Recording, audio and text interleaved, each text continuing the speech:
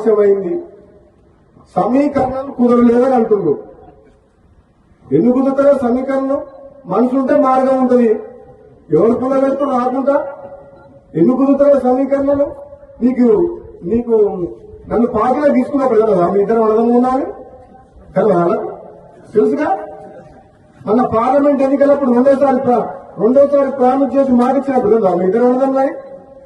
అంటే అది ఎట్లుందంటే ఒడ్డు దాటినాక ఓడమల్లయా, కొడుదానంగా బోడమల్లయా అన్నట్టుంది. ఇప్పుడు సమీకరణం కుదురుతలేమని మన బట్టి విక్రమార్క గారు అంటుంది. ఏం కుదురుతలేవు? 9 మంది ఎమ్మెల్యేలు ఉన్న ఖమ్మం జిల్లాలో 3 మంత్రులు ఉన్నారు.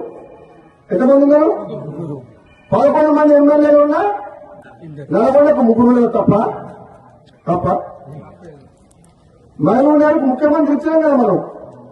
రేవంత్ రెడ్డికి ముఖ్యమంత్రి ఇచ్చినప్పుడు ఇద్దరన్న మీద తప్పేంది? ఇదే నమ్మడం లేవాలన్నా తక్కువ ఇద్దరికిద్దరే గతంలోనే ఇద్దరం. నేనేమంటున్నా, పదవి ఎవరికి ఎప్పుడు ఇవ్వాలని కాంగ్రెస్ పార్టీ అధిష్టానం నిర్ణయం తీసుకుంటుంది. ఆలస్యమైనా సరే నేను ఓపిక పడుతున్నా. పదవుల కోసం పాపులాడే వ్యక్తిని కాను.